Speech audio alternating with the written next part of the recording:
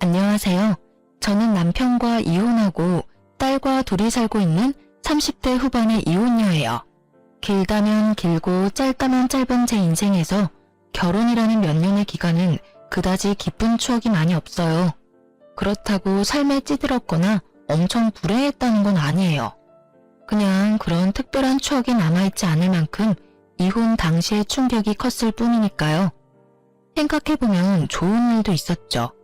결혼한다는 것도 기쁜 일이었고 아이를 낳게 된 것도 기쁜 일이었죠. 아마 제 인생에서 가장 중요한 일을 꼽으라면 딸아이가 태어난 순간을 선택할 거예요. 그만큼 제게 딸아이는 특별하거든요. 그런 아이를 힘들게 한 건 다름 아닌 남편과 저 두 사람이었죠. 그래서 지금은 아이에게 물질적인 것보다 사랑과 관심을 더 많이 주려고 노력하고 있거든요. 제가 남편과 결혼하게 된 건 아주 작은 계기 때문이었어요. 생선살을 발라주는 걸 보면서 결혼해야지 느꼈거든요. 우리 집 분위기가 워낙 가부장적이라서 결혼은 항상 다정한 남자와 해야지 하고 생각했었거든요. 그 다정함에 유통기한이 있고 다른 사람에 쉽게 향할 줄 알았더라면 그런 어리석은 선택은 하지 않았을 텐데 말이죠. 결혼할 때는 그래도 즐거웠어요. 저희는 다른 커플들과는 다르게 집 때문에 고생할 필요는 없었거든요. 시모 이름으로 된 두 채의 아파트 중 하나를 우리에게 내어주셨으니까요. 당시 시댁에는 시모 혼자 계셨어요. 시부는 결혼 전 돌아가셨고 그 이후 시모가 시부의 모든 재산을 받았거든요. 시부가 살아계실 때 자기 재산은 부인에게 준다고 약속했으니까요. 아마 아들이 시모에게 관심도 두지 않을까봐 걱정하신 것 같았어요. 그 이야기를 들으니 두 분이 서로 무척 사랑했다는 생각이 들었죠. 그렇게 저희는 시모 덕택에 집에 돈 들일 일 없이 신혼생활을 시작할 수 있었어요. 대신에 오랜 간병 생활로 몸이 많이 안 좋아지신 시모의 병시중은 제가 들 수밖에 없었어요. 그것에 불평을 말할 뻔뻔함은 제게는 없어요. 집에 세간살이마저 다 도와준 시모를 어떻게 제가 모르는 체 할 수 있겠어요? 그렇게 시모의 병원과 집, 직장을 오가는 일이 반복되었어요. 크게 힘들지 않았던 건 이 세 곳이 모두 가까웠기 때문이기도 했어요. 그런데 그런 저희 부부에게 위기가 찾아온 건 딸아이를 낳고 얼마 지나지 않았을 때였어요. 점점 늦게 들어오는 남편, 늦게 들어오는 이유를 물으면 수상할 정도로 말이 많아지는 남편의 반응, 그리고 결정적으로 향수 냄새가 묻은 옷가지와 차에서 귀걸이를 발견했을 때였죠. 증거가 차고 넘치는데도 저는 추궁할 생각도 못했어요. 아닐 거라는 생각만 했죠. 그 다정한 남편이 설마 나를 두고 바람을 피울까? 그렇게 자신만만하게 생각했던 것 같아요. 그런데 아니더라고요. 시간이 지날수록 남편은 제게 돌아오기는커녕 점점 더 멀어졌어요. 집에 오는 시간은 더 늦어지고 외박까지 할 무렵에는 정말 미쳐버리겠더라고요. 결국 참지 못하고 남편의 뒤를 캤어요. 그러다가 그 여자가 어느 대학의 대학생이라는 걸 알게 됐어요. 진짜 미치겠더라고요. 이미 30이 넘은 남편과 20대 초반의 여성. 아무리 불륜이라도 이렇게까지 어린 여성과 바람을 피우는 남편과 자신과 띠동갑이 넘는 남자를 만나는 상간녀의 마음을 도저히 이해할 수 없었거든요. 저는 남편에게 비밀로 하고 상간녀부터 만났어요. 물론 상간녀가 저와 만난 이야기를 남편과 할 테지만 상관없었어요. 우선 확인하고 싶은 게 있었거든요. 직접 눈앞에 두고 있으니 정말 어려 보이더라고요. 그 순진함과 탱글탱글함을 앞에 두니 구토가 나올 만큼 기분이 역겨웠어요. 학생, 지금 만나는 남자 유부남이에요. 애가 딸린 아빠고. 혹시 알고 있었어요? 저는 정말로 몰랐어요.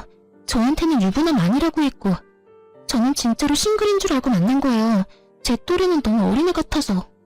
자기는 전혀 몰랐다는 듯 제 앞에서 말하는 상간녀를 보니 답답하기만 했어요. 이제 유부남이란 걸 알았으니까 더 이상 남편 만나지 마세요. 저 지금 이 대화 녹음 중이고 나중에 혹시라도 두 사람 다시 만날 경우에는 이혼 서류에 제출할 생각이거든요. 아시겠죠?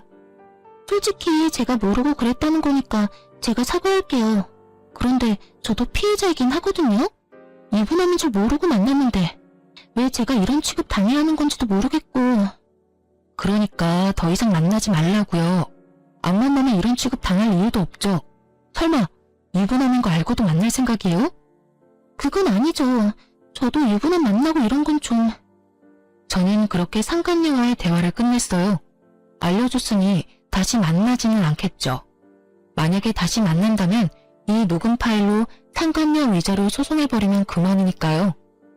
상간녀를 만나고 나니 집으로 돌아가기가 너무 싫었어요. 그런데 그때 시모에게서 연락이 왔어요. 병원에서 필요한 거 있다고 좀 사오라고요. 그 덕분에 집으로 가지 않고 병원으로 갔어요. 제가 도착했을 때 시모는 고이 잠들어 있었어요. 그때 전화기가 울려 황급히 병실 밖으로 나갔어요. 남편 전화하길래 상간녀가 연락했구나 싶었죠. 여보세요? 당신 미쳤어?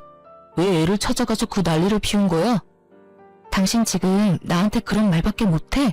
최소한 미안하다, 면목 없다 이 단어가 나와야지. 아니, 당신이 잘못 알고 있는 거라고. 그 애랑은 그냥 잠깐 만난 거야. 잠깐 만난 애한테 찾아가서 그러는 건 좀 아니지. 나한테 먼저 말했으면 내가 알아서 끊었을 거라고. 거짓말하지 마. 지금도 봐. 어린 계집한테 빠져서는 헐레벌떡 나한테 전화하는 거. 지금 이 상황이 말이 되는 상황이니? 당장 내 앞에 달려와서 무릎이라도 꿇어야 하는 게 정상 아니야? 바람이 아니라 그냥 잠깐 기분 전환이었어. 같은 얼굴 매일 보고 사는데 잠깐 딴 데 보는 거 정도는 괜찮잖아. 남편 말에 어이가 없는 게 저뿐만은 아니겠죠? 저는 열받아서 남편에게 소리쳤어요. 당신은 불륜이 기분 전환이야? 어머님 아파서 누워 계시는데 어떻게 바람 피울 생각이 들어? 병원에 와본 게 도대체 몇 번이야? 어머님이 당신 보고 싶다고 할 때마다 변명해야 하는 내 기분을 당신이 알기나 해? 본전도 못 찾을 거면서 저한테 전화와서는 저딴 철없는 소리나 해대는 남편을 보니 한숨이 절로 나왔어요. 그렇게 남편과의 통화를 뒤로하고 병실에 들어갔는데 아차 싶었어요. 시모가 눈을 뜨고 앉아 계시더군요. 전화 내용을 들었을까봐 걱정되던 차에 시모가 제게 말하더라고요. 재훈이한테 전화해서 내일 병원 오라고 해라. 제가 아무 말 없이 가만히 있자 시모가 자기 핸드폰을 찾더라고요. 어머님, 몸도 안 좋은데 움직이지 마세요. 제가 그 애한테 문자 보내놓을게요. 결국은 문자를 보내고 다음날 저와 남편은 병원 앞에서 만났어요. 남편은 외박을 했거든요. 제가 뭐라 말해도 묵묵부답, 화를 내도 짜증을 내도 달래보아도 아무 반응 없는 남편에게 저도 말이 없어졌어요. 시모 병실에 들어갔더니 어머님이 남편에게 그러더군요. 너 애미 놔두고 새파랗게 젊은 년이랑 바람난 게 사실이냐? 어머니, 그런 거 아니에요. 이 사람이 뭐라고 했는지는 모르겠지만 그냥 아는 사이일 뿐이고 바람 뭐 그런 거 아니라고요. 그래? 그러면 다행이구나. 네가 만약에 정말 바람이라도 피운 거였으면 내가 부끄러워서 며느리 앞에 얼굴도 못 들 뻔했어. 아들 새끼는 엄마 병원에 쳐넣어놓고는 얼굴 한번 안 비치고 며느리가 늙은 시무 수발을 다 들고 있으니 말이다. 이런 와중에 네가 염치도 없이 바람까지 피면 내가 접시물에 코박고 죽는 게 낫겠지. 안 그러냐? 시무의 말에 남편이 입을 꾹 다물더라고요. 그 말을 들으니 자기 잘못이 더 다가왔나 봐요. 네가 결백하다니까 아무 문제 없겠구나. 내가 내 명의 아파트 2채 중에 너희 살고 있는 집 아파트 명의 며느리 앞으로 해놨다. 둘이 별 문제 없으면 누구 앞으로 해놔도 문제 없겠지. 그렇지?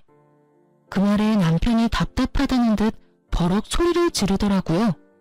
어머니, 그 아파트를 왜 남한테 줘? 내가 어머니 아들인데. 며느리가 왜 남이야? 이 병원 간호사가 보면 네가 남이야 이놈아. 아니, 주발 들어준 며느리한테 가지고 있는 집 한 채 못 주도록 하면 내가 부려먹는 거밖에 더 되겠니? 네가 자주 얼굴 비췄으면 이런 일도 없었을 게다.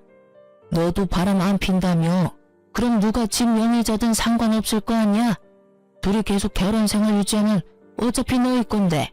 그 말에 남편은 또 말을 잃어버렸어요. 맞는 이야기죠. 남편이 외도를 하지 않으면 그 집은 부부의 집이니까요. 그래도 어머니, 그 집이 어떤 집인데? 그 집이 어떤 집인데? 네가 그 집 살 때 돈 못 해줬어? 것도 아니면 내가 누구한테 주든 신경 꺼. 나는 나한테 성의를 다한 사람 무시하는 정신나간 노인네가 아니야. 엄마가 아파서 오늘 내일 하는데 어린 년이나 만나고 다니는 네가 더 정신이 나갔지. 내가 경고하는데 바람 피우는 것도 걸리면 나머지한테도 며느리 앞으로 돌려놓을 거니까 알아서 해. 결국 남편은 놀랐는지 시모에게 그러더군요. 알았어요. 알았다고요. 더 이상 그런 짓 안 할 테니까 제발 그냥 놔두세요. 예? 남편이 나가고 저는 시모와 앉아서 시모에게 말했어요. 어머님, 그렇게까지 안 하셔도 됐을 텐데 그냥 명의 주겠다고 협박만 하셨어도 알아들었을 거예요. 너 바람 피우는데 잠깐이라고 생각하니? 절대 아니야. 그거 못 고쳐. 틈만 나면 그런 짓 하려고 생각할 게다. 그러니까 이렇게 강하게 나간 거야. 걔 아버지가 그랬거든. 나는 시부 수발 들도록 놔두고 자기는 계집질 열심히 했지. 아무리 혼내도 안 들어. 너한테 그 집 준 것도 다 어릴 때 내 생각나서 그래. 다행히도 남편이 다른 여자한테 집을 준 건 아니어서 집 두 채가 남았지만 말이다. 시모 이야기를 들으니 시모도 힘들었겠다 싶겠더라고요. 아무리 아들이라도 아들 모습에서 시부의 모습을 봤을 테니 더 엄하게 말한 것 같았어요. 그렇게 저는 제 명의 아파트 한 채가 생겼고 남편은 그 여자와 더 이상 연락을 안 하는 듯 하더군요. 집에도 꼬박꼬박 들어왔지만 대화는 거의 단절 수준이었어요. 그래도 저는 이렇게 시간이 좀만 더 지나면 모든 게 정상으로 돌아올 거라고 생각했어요. 물론 제 바람으로 끝나고 말았지만요. 이상을 떼는 것을 느낀 것은 남편의 불륜 사건으로부터 몇 개월쯤 지나서였어요. 이상하게 젊은 남자가 제게 연락처를 물어오더라고요. 한 명도 아니었어요. 그리고 솔직하게 말해서 착각할 일도 없을 정도로 너무 어린 남자들이라서 신종 사기꾼들인가 싶은 생각이 들었거든요. 연락처를 물어올 때 거절을 했더니 더 끈질기게 따라붙어서 그 다음부터는 제 연락처를 달라고 했어요. 제가 마음 내키지 않는다 하니 이내 자기 연락처를 주고 돌아갔어요. 그렇게 연락처를 모아뒀다가 혹시나 이 사람들이 사기꾼은 아닐까 싶어서 SNS 검색도 했었거든요. 별거 안 나오는 것 같아서 끄려다가 상간녀 생각이 나서 그 전에 알아놓은 상간녀 SNS에 들어가 어떻게 지내는지 확인하려고 했어요. 혹시 지금도 남편을 만나고 있지는 않은지 궁금했거든요. 그런데 남편과 만나는 것 같지는 않은데 그보다 더 이상한 걸 발견했어요. 상간녀 SNS를 타고 가다 보니 제게 연락한 사람들이 다 있더라고요. 이건 뭔가 문제가 있다 싶었어요. 그래서 그 친구들이 상간녀 친구라는 걸 모두 저장해뒀어요. 그리고 그날 저녁에 오래간만에 노트북을 열었다가 남편과 상간녀의 카톡 대화 내용 백업된 걸 보게 됐어요. 그 파일을 열기 전까지 저는 아직도 두 사람이 만나고 있다는 걸 확인하고 너무 열을 받은 상태였어요. 헤어진다고 했던 건 거짓말이었고 가벼운 사이라는 것도 거짓말이었던 거죠. 몇 달 동안 저를 속이고 그 상간녀를 만나고 있었으니까요. 저는 이번에야말로 절대로 용서하지 않겠다는 마음으로 파일을 열었어요. 그런데 두 사람이 나눈 내용을 보고는 숨이 멎을 뻔했어요. 저를 유책 배우자로 만들려고 남자를 저한테 계속 보낸 거였어요. 제가 연락처를 달라고 했다며 늙어서 젊은 남자 밝히는 거 정말 징그럽다는 이야기까지. 진짜 보고 나서 눈이 더러워질 만한 글들이 가득한 걸 보고는 화가 머리끝까지 났어요. 게다가 두 사람 대화 내용 중에는 저를 유책 배우자로 만들어 이혼하면 그 집 자기한테 돌아올 거라며 상간녀가 그 집에서 빨리 살고 싶다고 이야기한 내용도 있었어요. 둘이 함께 작당 모의를 한 걸 보고 노트북을 부숴버릴 뻔했거든요. 집어던지고 싶은 걸 겨우 참았어요. 남편은 저와 이혼하고 재혼할 계획까지 다 세워놓은 거였어요. 이렇게 들킬 줄 생각도 못했겠죠. 아무리 숨기려고 해도 영원히 숨길 수는 없는 법인데.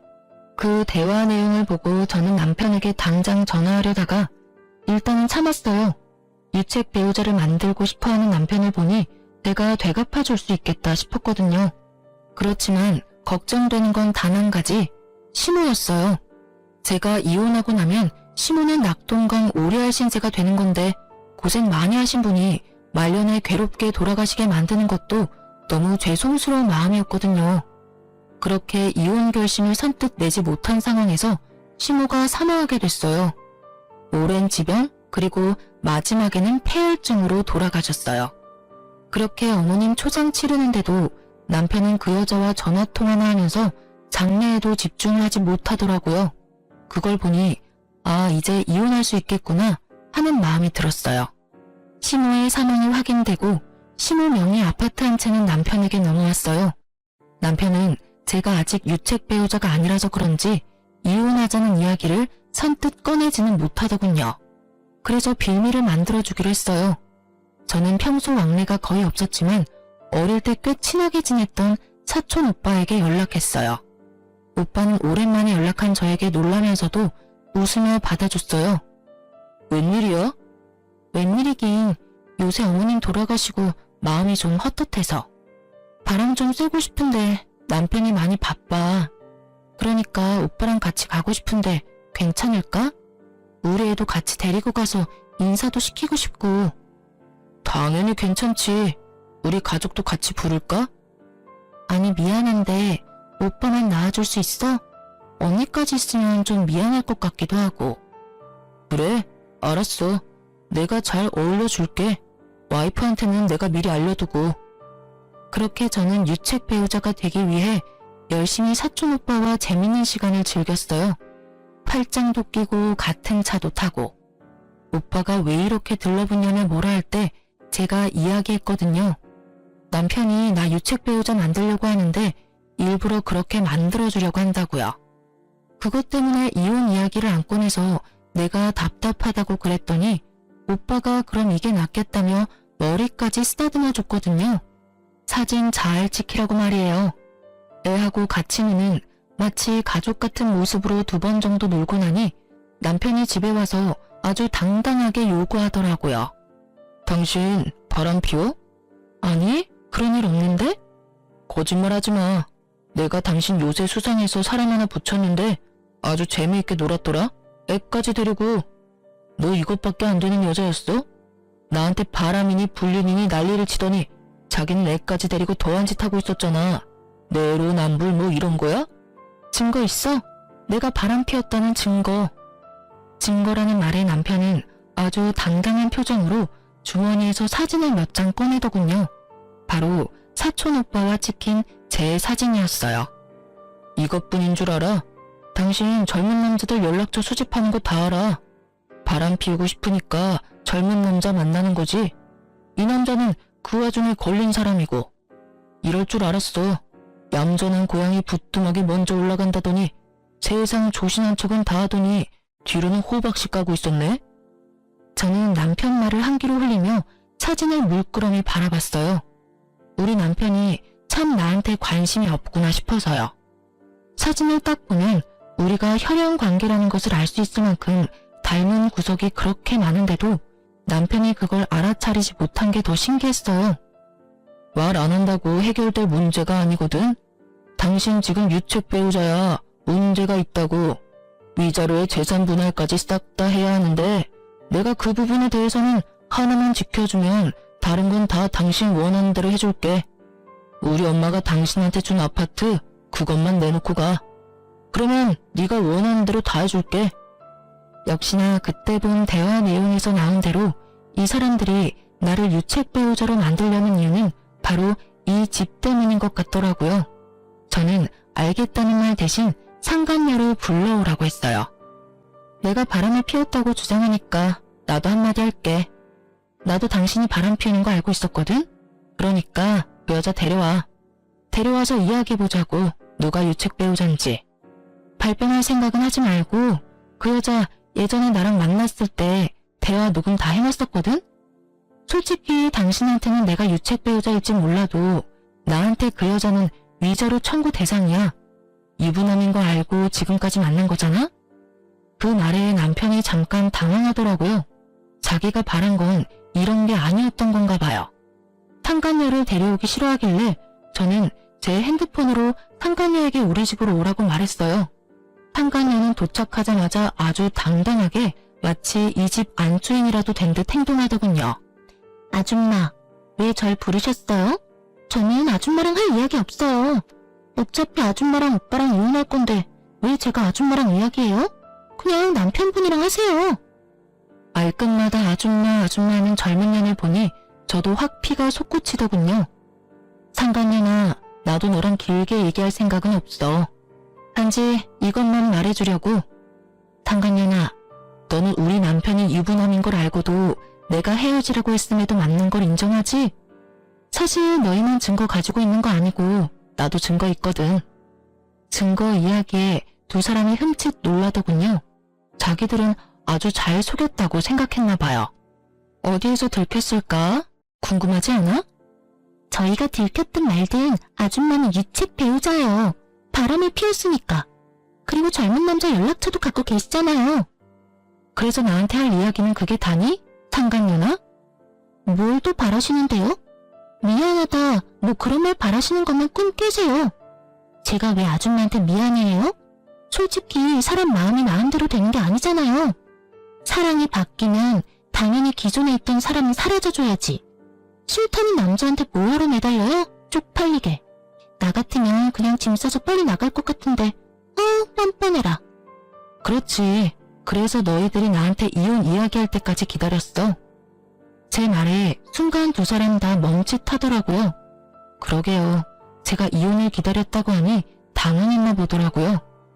당신 이혼하고 싶다고 했지? 이혼해. 나도 이혼 생각하고 있었어. 당신이랑 그 상관녀 여전히 만나는 거 알았을 때부터. 근데 이 집은 당신한테 못 줄 것 같은데? 나 당신이 나를 유책 배우자로 만들려고 한 거 다 알고 있었거든. 그러니까 다음은 서로 변호사 대동하고 이야기하자. 그리고 상관녀나 너는 위자료 소송을 준비해놓고 뭐 너한테 유리하진 않겠지. 처음에 내가 너 만났을 때 녹음한다고 했었던 거 기억나지? 녹음한 거 이야기했고 너는 거부 안 했으니까. 그치? 큰일이야. 증거가 차고 넘쳐서. 제 말에 두 사람이 부들부들 떨더라고요. 그런 두 사람 앞에 이혼 서류를 던졌어요. 그래도 당신이 바람 피운 건 틀림없는 사실이야. 그래, 그것도 잘 이야기해봐. 어떻게 되나. 그 사진 참 잘 찍었네. 나중에 하나 뽑아줘. 가족 사진 저장 좀 해놓게. 제 말에 남편이 의아한 표정을 짓더라고요. 그게 무슨 소리야? 무슨 소리긴. 그 사진 속에 있는 남자 우리 가족인데 당신 몰랐어? 딱 봐도 나랑 닮았잖아. 우리 사촌 오빠, 큰아버지 아들. 결혼식도 한번 봤을 텐데 기억 못하겠지. 그럴 수 있어. 나도 당신 가족들 다 기억 못하는데 뭘. 그러니까 민망하게 생각 안 해도 돼. 거짓말로 위기 모면할 생각하지 마요. 가족이면 증거 보여봐요. 바람 피워놓고 그렇게 빠져나가는 건 아니죠? 그럼 사촌 오빠 불러서 확인해 볼래? 좋아. 그럼 내일 유전자 검사하는 곳에서 봐. 너희들 눈앞에서 유전자 검사해서 혈연인지 아닌지 확인해 줄 테니까. 남편은 제 말이 거짓말이라고 생각했는지 이혼 소송을 그대로 진행하더군요. 저는 차라리 잘 됐다 싶었어요. 시간이 좀 없긴 했거든요. 결국 유전자 검사하는 곳에서 모인 우리는 상관녀가 동영상까지 찍어가며 증거 영상으로 남기면서 가족 확인 검사를 했어요. 그리고 서류 받을 집 주소는 우리 집과 남편 회사로 했죠. 그렇게 몇 주 지나고 서류가 나왔는데 당연히 혈연 관계가 입증됐어요. 남편은 그날 저녁 집에 들어오지 않았어요. 분명히 상관녀와 이에 대한 이야기를 하며 대책을 세우고 있겠죠. 저는 마음이 다 편안했어요. 그리고 그 다음날 이혼 전문 변호사 만나서 남편과 상관녀의 행각을 모조리 털어놨죠. 변호사를 만난 날 저녁에 상관녀와 남편이 집에 왔더군요. 가족이라 하더라도 당신이 남자 만나려고 했다는 증거는 있어. 우리는 그걸로 당신이 가정에 소홀했다고 할 거야. 그건 발뺌 못해. 다 증거가 있거든. 그래? 나도 증거 있는데 참 신기하네. 사실 나는 벌써 그 증거도 오늘 변호사한테 제출하고 온 길이야. 무슨 증거인지 알려줄까? 상관녀가 불안한 얼굴을 했어요. 당연하죠. 여태까지 자신들이 한 계획들이 모조리 다 틀어져 버렸으니까요. 저는 제가 받은 연락처와 함께 그 연락처의 주인공들이 상관녀의 친구라는 것을 알 수 있는 SNS 사진을 보여줬어요. 이 나이에 젊은 남자들한테 연락받아서 신종 사기인가 싶어서 찾아봤어. 그런데 그 사람들 사기가 아니라 누군가한테 고용된 사람들이었나 보더라고. 이런 짓까지 하면서 나랑 이혼하고 싶었어? 그럼 차라리 이혼하자고 당당하게 말했어야지. 좋아하는 여자가 생겼다고 이혼하고 정정당당하게 재산 분할해서 헤어진다는 선택지는 어디다 갖다 버렸어? 진짜 당신들 인간 이하인 거 알기는 해? 결국 참다 폭발한 제가 소리를 질렀어요. 이쯤 되면 미안하다 우리가 잘못했다 할 줄 알았는데 절대 그런 소리 안 하더군요. 입에 지퍼라도 달아놓은 것처럼요. 그래서 제가 폭발해버린 거죠. 유책 배우자 만들어서 내보내면 이 집이 당신 소유가 될 줄 알았어? 근데 어쩌나? 유책 배우자 만들려고 했던 게 너희고 그런 사실조차도 없는데 말이지. 나는 당신 외박한 사실, 상간녀 만난 거, 나를 유책 배우자로 만들려고 했다는 것 다 용서 못해. 소송하면 당신한테 유리할 줄 알았지? 천만에. 내가 더 유리하거든? 당신은 유책 배우자의 육아 방임까지 했어. 게다가 수발도 나한테 전임시키고 열심히 상간녀 만났지. 그 증거들도 다 있으니까 어디 해봐. 열심히 이혼 소송 해보라고. 그리고 당신 짐 다 싸들고 지금 당장 내 집에서 나가. 더러운 면상 꼴도 보기 싫으니까. 제 말에 남편은 멍하니 있는데 상간녀가 바락바락 대들더라고요. 아줌마, 이 집 당신 거라고 사람 함부로 내보내면 안 되죠. 아직까지 두 사람 부부 사이인데 나가라 말아 할 수 있는 거 아니잖아요. 그래? 그럼 너만 나가던가. 오래 상간녀라고 위안답시고 달려들기는. 안 나가면 신고할 거야? 제가 왜 나가요? 오빠랑 같이 있을 거예요. 아줌마가 먼저 날대로 나가래? 결국 저는 참다 못해 부엌에 가서 묽은 소금을 봉지째 들고 왔어요. 그리고 상간녀에게 뿌리며 말했죠. 빨리 나가. 재수 옹붙을라. 너 같은 게 있으면 이 집도 부정 탈 것 같으니까 빨리 나가. 결국 제 소금 세례에 놀란 두 사람은 집에서 나갔어요. 상간녀가 입구에서 큰 소리 뻥뻥 치더라고요. 나도 이딴 집 하나도 안 좋아. 오빠, 상속받은 집 한 채 더 있죠? 우리 거기 가요. 어이가 없어서 누가 거지인 줄 아나? 상간녀는 이 집을 잃는데도 그리 아쉬워하진 않더라고요. 남편이 재산이 많은 줄 알고 있는 것 같았으니까요. 실제로는 쥐뿔도 없는데 말이죠. 저는 소리 빽빽 지르는 상간녀를 입구에 세워두고 크게 웃어 보였어요. 그 남자랑 만나면 모든 게 네 생각대로 될 것 같지? 근데 어떡하나? 유책 배우자로 뒤집어 씌우려고 했던 것도 실패, 유부남 뺏어서 팔자 고쳐보려고 했던 것도 곧 실패로 끝나겠네? 잘해봐. 힘든 역경이 몰아쳐도 두 사람의 사랑이면 잘 이겨낼 수 있을 테니까. 상간녀와 남편은 제 말을 이해하지 못하더라고요. 그럴 수밖에 없겠죠. 저 두 사람은 모르고 있거든요. 시모에게 숨겨진 비밀을요. 저도 최근에 알게 된 사실이 하나 있었어요. 어머님이 돌아가시고 얼마 안 됐을 때였어요. 그때 저는 시모 돌아가시고 얼마 안 되었을 때라 연차를 쓰고 쉬고 있었거든요. 그런데 누가 집에 찾아왔었어요. 어떤 남성분인데 어머님보다는 좀 어려 보이더군요. 저를 보더니 의아한 표정으로 시모 이름을 대더니 여기 없냐고 묻더라고요. 저희가 신혼집을 차린 게 10년이 다 되어가는데 찾아온 거 보면 꽤 오래된 지인인 듯 했어요. 저는 시모의 부고를 알렸고 상대방은 적잖이 놀라더군요. 그러고서는 굉장히 난감한 표정을 하더라고요. 제가 집 주인에게 돈을 빌려준 적이 있어요. 매달 이자를 꼬박꼬박 줬는데 갑자기 이자가 안 들어오고 연락이 끊겨서 와본 거예요. 그런데 그런 일이 있는 줄은. 저는 시모가 돈을 빌렸다는 말에 솔직히 조금 놀랐어요. 전혀 돈을 빌릴 만한 분이 아니었거든요. 저희 어머님이 돈을 빌리셨다고요? 혹시 무슨 일 때문에 빌린 건지 알 수 있을까요? 부근 병원비도 막막한데 아들 결혼까지 겹쳐서 돈이 필요하다고 해서 빌려줬어요. 집을 담보로 말이죠. 그때 누님 말로는 집이 2채나 되는데 어차피 자기 몸이 얼마 못 버틸 거라고. 죽으면 자기 살고 있는 집도 필요 없어질 테니 살고 있던 집을 담보로 돈을 빌려달라고 하더군요. 담보 물건 주소는 여기가 아니긴 한데 거기 가봐도 인기척이 없어서 여기로 와봤어요. 저는 순간 소름이 쫙 끼쳤죠. 시모가 남편 혼낼 때 한 말이 이런 뜻이었나 싶더군요. 둘이 이혼 안 하면 별일 없을 거라는 말요. 그냥 협박하려고 한 말인 줄 알았는데 그게 아니라 진짜 그런 거였어요. 남편과 제가 이혼하지만 않는다면 그 집은 잃어도 저희가 살고 있는 집은 남아있었을 테죠. 저는 그 사람에게 말했어요. 저는 며느리 되는 사람인데 어머님이 돌아가시기 전에 이 집을 제 명의로 돌려주셨어요. 그리고 지금은 남편과 이혼을 하게 됐고요. 혹시나 어머님께 빌린 돈 받으시려면 제가 아니라 아드님한테 따로 연락하시는 게 좋을 것 같네요. 그런데 저희도 차용증을 미리 확인해 볼 시간이 필요하니까 한 달 뒤쯤에 연락 좀 주시겠어요? 지금은 경황이 없어서 일단 장례 상속 다 정리되면 그때 연락을 드릴게요.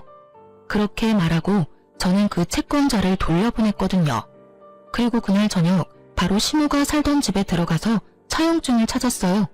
어디다 놔뒀나 싶었는데 통장과 집문서 등을 전부 뭉쳐서 옷장, 속옷 칸 아래에 다 모아놓으셨더라고요. 그리고 그 안에서 진짜 차용증을 발견했어요. 돈을 빌린 건 어머님, 금액은 5천만 원. 이자만 매달 갚고 원금은 상환기간 끝나는 날에 갚는 걸로요. 상환기간은 이번 연도 말이었어요. 그리고 그 부분만 볼펜 색깔이 좀 달랐어요. 아마 최근에 두 분이 만나서 상환기간을 다시 쓴 것 같더라고요. 이미 자기 죽음을 예측하고 계신 것처럼요. 저는 그 차용증과 문서들을 원래 있던 자리에 두고 시모 집을 나왔어요. 남편과 이혼하면 남편이 직접 저 돈을 모두 갚도록 만들려고요. 그렇게 이혼은 여러 가지 긴 과정을 거쳐서 드디어 몇 달 만에 마침표를 찍게 됐어요. 저는 공식적인 남남이 되었고요. 딸의 친권과 양육권은 제가 가지게 되었고 집도 지켰죠. 남편은 되지도 않은 술수를 쓴 것 때문에 오히려 제게 더 많은 걸 지불해야 했어요. 그리고 저는 시모의 채권자에게 연락을 해서 남편과 이혼을 했으니 앞으로는 그 집 상속받은 남편에게 연락하라고 했어요.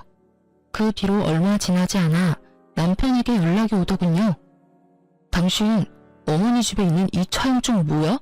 당신이 거기 놔두고 간 거야? 당신이 상속받았는데 당신이 알겠지. 그걸 왜 남인 나한테 물어? 우리 이혼해서 이제 남남이잖아. 그런 일은 혼자서 알아서 처리해야지. 잔소리 그만하고 무슨 일인지 당신 아는 거 없어? 이게 왜 여기 있는지 어머님이랑 친했으니까 알 거 아냐. 자식이 돼서는 어머니에 대해 아는 게 하나도 없는 게 불효라면 불효일지도 모른다고 생각했어요. 자주 만났다면 그걸 모를 일이 없었겠죠. 뭐 시모가 꼭꼭 숨기긴 했지만 어머님이 돈 빌리셨대. 그 집 담보로. 얼마 전에 그 돈 받으러 채권자가 집에 왔었어. 뭐? 그럼 나한테 먼저 말했어야 할 거 아니야.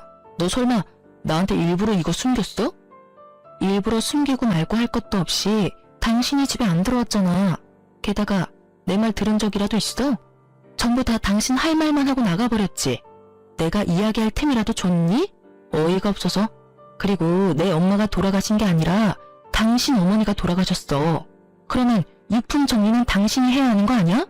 그것마저 와이프한테 다 맡기니 그런 것도 모르지. 제 말에 전 남편이 이를 갈더라고요. 뭐라 대꾸하고 싶은데 제 말에 틀린 말이 있어야 말이죠. 그분이 하는 말이 어머님이 자기 죽으면 그 집 팔아서 나온 돈으로 빚 갚는다고 했대. 그러니까 당신이 그 집 팔아서 상환하던지 아니면 5천만 원을 자력으로 마련하고 그 집을 살리던지 그건 당신이 알아서 해. 사랑하는 상간녀가 당신이랑 같이 있는데 뭐가 문제겠어? 그렇지? 제 말에 핸드폰 너머 전 남편의 한숨 소리만 들리더군요. 이걸 미리 알았다면 이 남자가 저와 이혼을 했을까요? 절대 이혼 얘기 안 꺼냈겠죠. 저라도 있어야 어머님 빌린 돈을 어떻게든 적은 돈 들여 갚을 수 있었을 테니까요.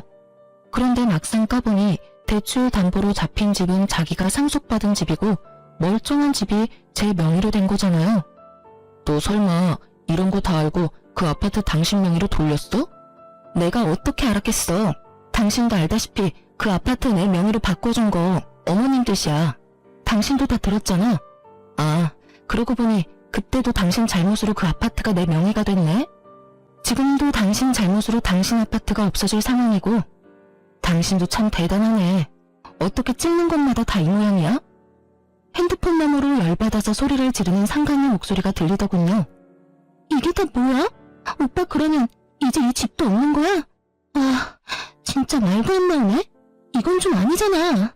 저 아줌마한테 이걸 못 맡겨? 그 소리를 듣고 저는 전 남편에게 말했어요. 사랑하는 상간녀가 힘들어하네? 우리는 남남이라서 그거 나한테 못 맡길 거라고 상간녀한테 알려줘. 그리고 앞으로는 이런 일로 나한테 전화하지 마. 당신 일은 당신이 알아서 해. 그러고 저는 전화를 끊었어요. 그리고 한 달쯤 지났을까요? 심호의 채권자로부터 돈 다 돌려받았다는 문자가 왔어요. 그래서 남편이 어떻게 그 돈을 상환했나 싶어 확인해봤더니 글쎄 집을 팔았더군요. 상간녀가 그 집을 팔기를 원하지 않았을 텐데 어떻게 잘 팔았구나 싶었는데 팔고서는 그 차액으로 전세를 들어간 게 아니라 월세를 빌려 들어갔다고 하더군요. 이상했어요.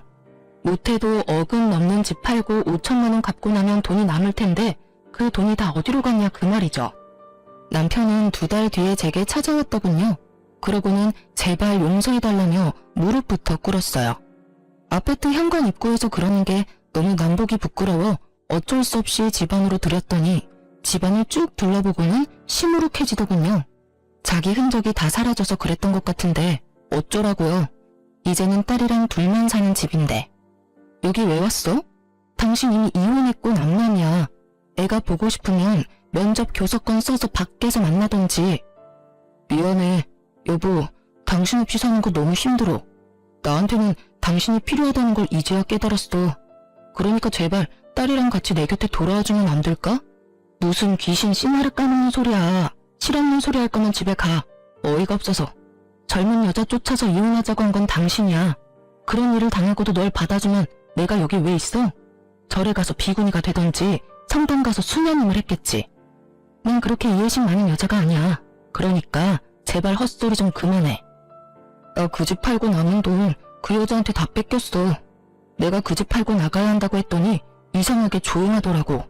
그래도 돈부터 갚아야 해서 집을 팔고 전세 계약하려고 했는데 걔가 전세 계약금으로 뒀던 돈 다 들고 날랐어. 나는 빈털터리로 급한 김에 월세방 얻어서 살고 그래서 그게 우리 집에 올 이유가 되긴 해. 당신이 나 싫다고 떠나갔으면 그 여자를 찾아다녔어야지. 찾았는데 남자가 있었더라고. 나 만나는 동안에도 계속 친구라면서 만나던 친구 있었어. 그런데 둘이 동거하고 있더라고. 집에 있는 거 분명히 아는데 나오지도 않고 그 남자만 내보내서 말 시키고 그 남자가 하는 말에 충격받아서 집에 돌아왔어. 뭐라고 하던데? 둘 사이에 애라도 생겼니? 그게 아니라 돈도 없는 게 젊은 여자는 왜 찾냐고 모욕적인 말을 하더라고. 그 이야기 듣고 완전 열받아서 거기에 한바탕 난리 피워주고 그렇게 집에 왔어. 그리고 그 여자한테 경고 날렸지. 돈 안 돌려주면 혼인빙자 사기로 신고할 거라고 했더니 겨우 반쯤 돌려주더라. 나머지는 또 어떻게 받아야 할지 걱정이야. 그 이야기를 듣는데 웃음이 나더라고요. 둘 다 참 저한테 한 집보다 더 크게 당했더라고요. 그렇게 좋아 죽고 못 살더니 결국에는 서로를 향해 칼끝을 들이대는 사이가 됐으니 알아서 걱정해. 난 그런 사실 알고 싶지도 않고 관심도 없어. 그리고 나 늙을 만큼 늙었거든? 당신 취향의 젊은 여자나 계속 찾아봐. 늙어빠진 아줌마 찾아오지 말고. 저는 그렇게 말하며 헛소리 실실 해대는 전 남편을 집에서 내쫓아버렸어요. 집에서 내보내고는 한참을 웃었어요. 아까 웃지 못한 것까지 앞에서 펑펑 웃었죠. 어떻게 웃지 않을 수가 있겠어요? 그렇게 호되게 당한 전 남편과 상간녀를 보니 너무 고소해서 실수가 터져 나오더라고요. 그렇게 저와 전 남편의 인연은 그렇게 뚝 끊어졌답니다. 그 뒤로 연락 한 번 오지 않았으니까요. 솔직히 딸아이 생각하면 남편의 존재가 아쉽기도 하지만 딸아이는 아빠라는 존재에 대해 그다지 관심 자체가 없더라고요. 나중에 혹시 애 정서에 문제가 있는 게 아닐지 걱정되어서 진지하게 물어봤는데 아무 느낌이 없는 건 아니라고 하더군요.